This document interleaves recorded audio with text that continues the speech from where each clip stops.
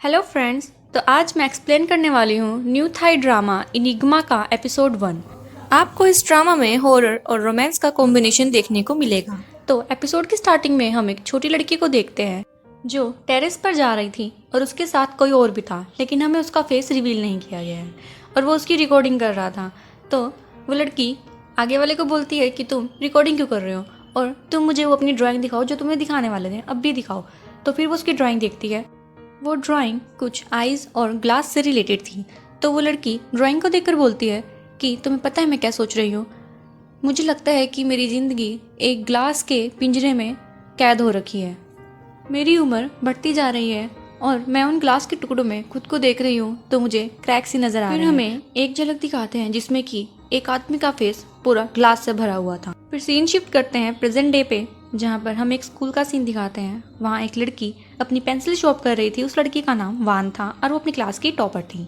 उसके पास टीचर आती है और देखती हैं कि उस लड़की की उंगली से खून निकल रहा है। तो टीचर उसे रोकती है, लेकिन उस लड़की को काफ़ी गुस्सा आता है और वो अपनी टीचर को ही उस पेंसिल से हिट कर देती है। चिल्लाने की आवाज़ सुनकर सारे बच्चे इकट्ठे हो जाते हैं और वहाँ पर हमें हमारी मेन फीमेल लीड दिखाते हैं जिसका नाम फरिंदा है और वो 12th स्टैंडर्ड की स्टूडेंट है। और ये वही लड़की है जो हमें एपिसोड की स्टार्टिंग में दिखाई गई थी। इस हादसे के बाद नेक्स्ट डे असेंबली में प्रिंसिपल अनाउंस करते हैं कि उस लड़की को सस्पेंड कर दिया गया है उसकी हरकत के लिए और एक न्यू बायोलॉजी टीचर हायर किया गया है। और हम देखते हैं कि फरिंदा असेंबली छोड़कर उसी क्लासरूम में गई थी जहाँ पर वो हादसा हुआ था और उसे इन्वेस्टिगेट करने लगती है। फिर वो एक बेंच में हाथ डालती है और वहाँ पर ग्लास होने के कारण उसका हाथ कट जाता है और काफ़ी ब्लीडिंग होने लग जाती है। और ये सब वो न्यू टीचर देख लेता है जिसका नाम एजिन है और वो हमारे ड्रामा का मेल लीड है। वो फरिंदा के हाथ पर हैंकी रखता है और वहाँ से चला जाता है। फिर फरिंदा जब उस हैंकी को उठाती है तो घाव वहाँ से गायब हो जाता है और ये देखकर वो काफ़ी ज़्यादा शॉक हो जाती है कि घाव गया तो गया कहाँ। फिर हमें एक क्लासरूम का सीन दिखाते हैं जहाँ पर एजिन लेक्चर डिलीवर करने के लिए आता है और स्टूडेंट उसकी वीडियो बनाकर ग्रुप में सेंड कर देते हैं और गॉसिप कर रहे होते हैं। फिर आजिन अपना लेक्चर स्टार्ट करता है तो देखता है कि बच्चे तो अपने मोबाइल्स में लगे हुए हैं। फिर वो एक लड़की को खड़े होने के लिए बोलता है और उससे एक क्वेश्चन करता है। उस लड़की का नाम खाओ होन होता है और वो लड़की एजिन के सवाल का जवाब दे देती है, जिसे देखकर एजिन काफ़ी ज़्यादा शौक में हो जाता है और बोलता है कि तुमने इसका आंसर कैसे दे दिया? क्या जो तू पुरानी टीचर थी उसने ये टॉपिक करवा दिया है? तो लड़की बोलती है कि नहीं, उन्होंने अभी तक नहीं करवाया, लेकिन हम सब ने ये कर लिया है अपने आप ही, क्योंकि हमें पता है हमारे स्कूल में ग्रेड कितने इंपॉर्टेंट है। फिर एजिन सभी स्टूडेंट्स को खाओ होन के लिए क्लैप्स करने के लिए बोलता है। फिर उसके लिए वो सब क्लैप करते हैं और एजिन फिर उनको बोलता है कि तुम सभी स्कोर्स के पीछे भाग रहे हो। ना तो स्कूल में कोई क्लब है और ना ही तुम्हारे इंटरेस्ट देखे जाते हैं, ना तुम्हारी हॉबीज़ पे काम किया जाता है। तुम नो डाउट अच्छे स्कोर से एग्जामिनेशन क्लियर कर लोगे, बट तुम्हारी सोशल स्किल्स का क्या? ये टॉपिक काफ़ी ज़्यादा सीरियस चल रहा था, लेकिन इतने में खाओ होन हाथ उठाती है और बोलती है कि सर आपकी पैंट की जेब खुली हुई है, जिस पर वहाँ बैठे सारे स्टूडेंट तेज हंसने लग जाते हैं और आजिन एम्बेरस फील करता है और वहाँ से अपनी बुक्स उठाकर चल जाता है। फिर सीन शिफ्ट करते हैं फा के रूम में, जहाँ वो अपनी मॉम से बात कर रही थी और बोल रही थी कि आजकल मैं काफ़ी स्ट्रेस फील कर रही हूँ। और वो एक बात याद करती है जहाँ वो क्लासरूम में बैठी थी और उसकी नज़र एजिन पे जाती है, इसके हाथ में मक्खियाँ मंडरा रही थी। उसे ये चीज़ भी काफ़ी ज़्यादा स्ट्रेंज लगती है। फिर वापस हमें उसके रूम का सीन दिखाते हैं जहाँ वो फ़ोन कट कर देती है और अपने स्टडी टेबल पर बैठते हैं। वहाँ पर वो अपने शीशे की तरफ देखती है तो उसे लगता है कि उसके शीशे में क्रैक्स आ गए हैं। फिर वो उस चीज़ को इग्नोर कर देती है। फिर हम एक लड़की दिखाते हैं जिसका नाम मैट है और वो काफ़ी ज़्यादा डरी हुई थी क्योंकि उसे काफ़ी स्ट्रेंज चीज़ें दिख रही थी, जैसे वही ग्लास फेस और टूटे हुए शीशे पर अपनी हंसती हुई शक्ल। उसके बाद वो अजीब सा डांस करते हुए पानी में कूद जाती है। फिर नेक्स्ट डे स्कूल में फरिंदा को अपने दोस्तों से पता लगता है कि मैट की रात को मौत हो गई है, जिसे सुनकर उसके चेहरे का रंग ही उड़ गया था। फिर स्कूल का स्टाफ मैट का डेस्क चेक करते हैं और उन्हें वहाँ पर एक हिडन कैमरा मिलता है और उन्हें लगता है कि किसी छिछोरे लड़के का काम है। फिर जब खाओ होन सीढ़ियों से नीचे उतर रही थी तो फरिंदा उसे साइड में ले जाती है और बोलती है कि तुम्हें मेरे लिए एक काम करना होगा। तो खाओ होन फरिंदा से बोलती है कि तुम मैट का ये केस इन्वेस्टिगेट करना चाह रही हो? तो फरिंदा बोलती है हाँ। फिर वो खाओ होन को बताती है कि मुझे सारा शक एजिन पर है क्योंकि लास्ट टाइम मैंने मैट को रात को एजिन के साथ ही देखा था। तुम्हें उसके रूम में जाना होगा और चेक करना होगा कि वहाँ पर क्या अजीब है। तो खा होन उसे मना कर देती है और बोलती है कि एग्ज़ाम्स पास आ रहे हैं, मैं रिस्क नहीं ले सकती और सस्पेंड नहीं होना चाहती।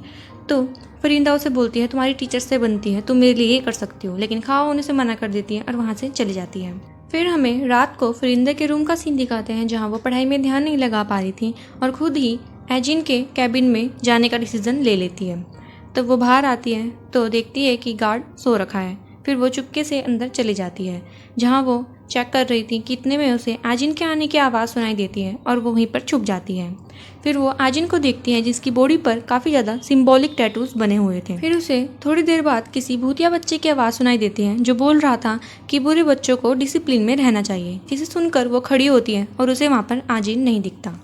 फिर वो वापस जाने लगती है तो उसके कंधे पर कोई हाथ रखता है जिससे कि वो डर जाती है। फिर हम देखते हैं कि वो और कोई नहीं गार्ड था और वो फरिंदा से पूछता है कि तुम इतनी रात को यहाँ पर क्या कर रही हो, तुम्हें पता है ना कितने हादसे हो रहे हैं, तुम्हें बाहर नहीं निकलना चाहिए इतनी रात को, चलो तुम्हें मैं गेट तक छोड़ देता हूँ। फिर वो जाने लगते हैं तो फरिंदा गार्ड से पूछती है कि आपने किसी बच्चे की आवाज़ सुनी।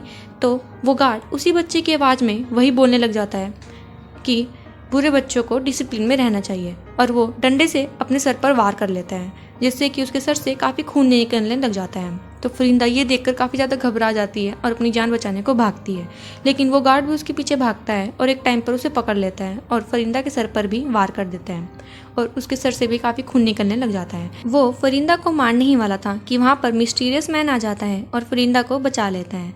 फिर वो गार्ड के माथे पर थंब रख के चैंटिंग करने लगता है तो फरिंदा उस मिस्टीरियस मैन का फेस देखने की कोशिश करती है, लेकिन वो बेहोश होने वाली थी और मैन का फेस नहीं देख पाती।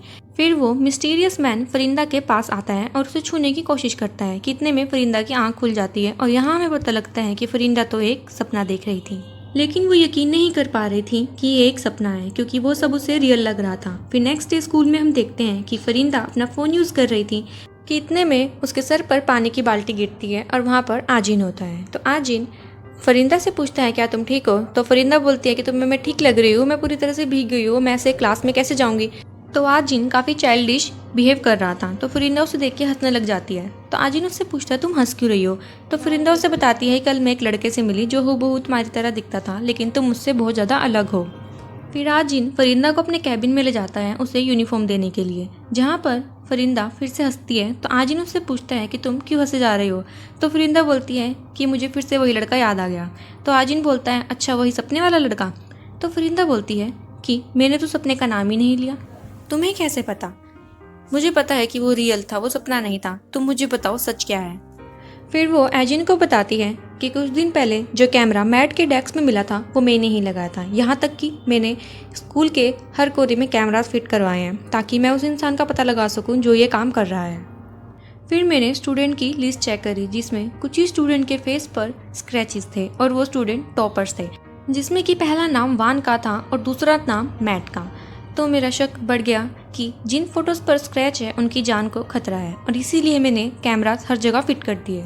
तो उस कैमरा में रात का इंसिडेंट भी रिकॉर्ड हो जाता है जहाँ पर अजीन फरिंदा को गोद में उठाकर ले जा रहा था। तो फरिंदा अजीन पर गुस्सा करती है और बोलती है कि तुमने मेरा पागल बनाया, तुमने मुझे ऐसे दिखाया जैसे मैं सपना देख रही थी, तुमने ये सब किया कैसे।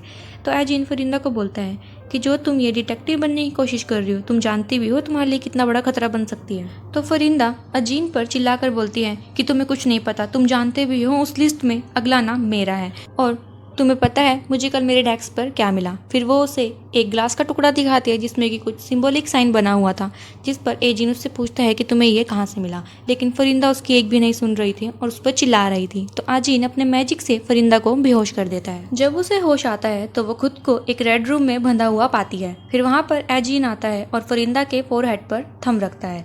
वो जैसे ही थंब रखता है फरिंदा पानी में डूबने लगती है और जैसे ही थंब हटाता है तो फिर से वो रेड रूम में वापस आ जाती है। एजिन ये 2 बार करता है जिससे कि फरिंदा गुस्से में उसे बोलती है कि मैं तुम्हें जान से मार दूंगी।